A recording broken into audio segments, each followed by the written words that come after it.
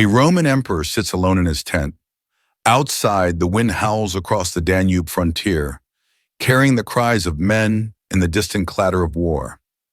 His army waits for orders. His empire stretches across continents. And yet, in this quiet moment before dawn, Marcus Aurelius, ruler of the known world, writes not to his generals, not to the Senate, but to himself.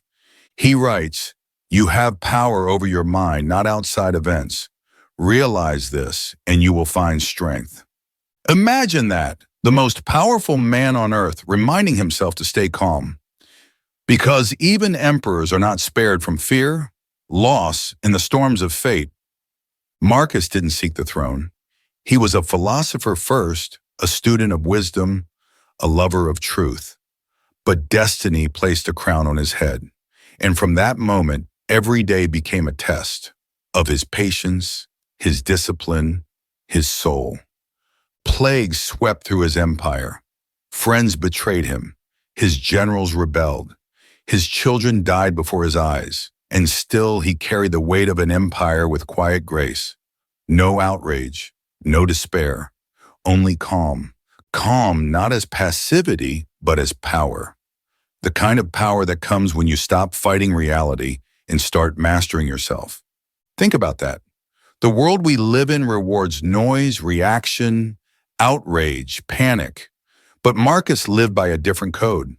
He believed that no matter what chaos unfolds around you, your inner world is your kingdom. Your thoughts, your choices, your attitude, those are the only things that truly belong to you. He called it the inner citadel, a fortress of the mind built on reason, discipline, and acceptance.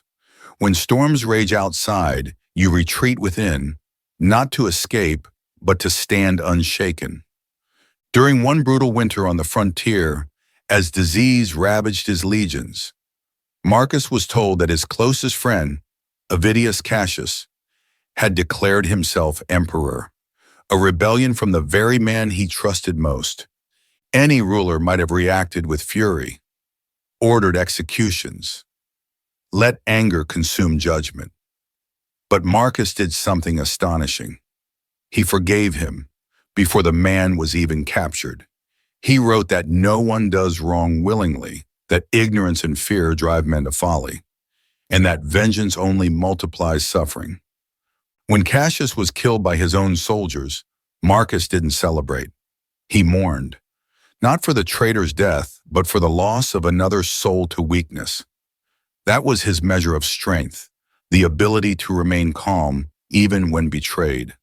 Because to the Stoics, the greatest victory is mastery over oneself. Anyone can shout, strike, or hate, but only the wise can endure without losing their balance. Marcus learned this from his teachers, from Epictetus, the slave who taught emperors how to be free. Epictetus once said, "It's not what happens to you, but how you react to it that matters." That truth runs like a thread through all Stoic thought. Control what you can, accept what you cannot, and in that space between, find peace. When the plague swept through Rome and corpses filled the streets, Marcus didn't retreat into luxury or despair. He wrote, "Do not act as if you were going to live 10,000 years. Death hangs over you. While you live, while it is in your power, be good." That's Stoicism, not coldness, but courage. Not indifference, but integrity. The calm that comes from living in harmony with nature, with reason, with what must be. And isn't that what we all need today? In a world that constantly pulls us into noise and panic, headlines, arguments, uncertainty, we can forget that calm is not weakness. It is wisdom in motion. It is the stillness that allows clarity to rise above emotion. When you pause before reacting, you reclaim your power. When you choose to forgive instead of retaliate, you break the chain of chaos. When you accept what you cannot control, you become unbreakable. Marcus Aurelius didn't conquer through fear. He conquered himself.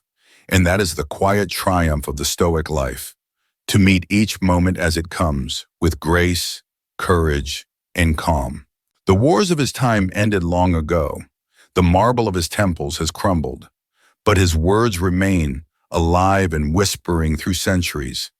If you are distressed by anything external, the pain is not due to the thing itself, but to your estimate of it. And this you have the power to revoke at any moment. Calm is not a gift. It's a discipline, a muscle of the mind.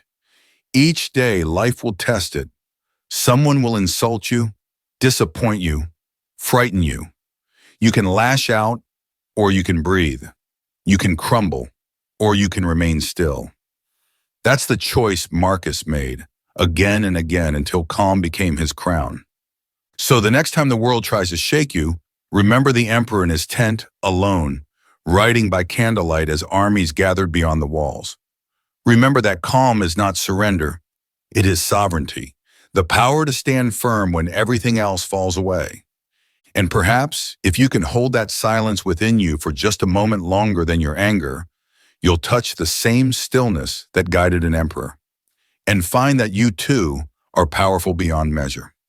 Thank you for watching Stillness and Steel. If you found peace in this story, stay with us. Subscribe, and return for more Stoic stories, lessons from those who mastered themselves, so that we might learn to do the same.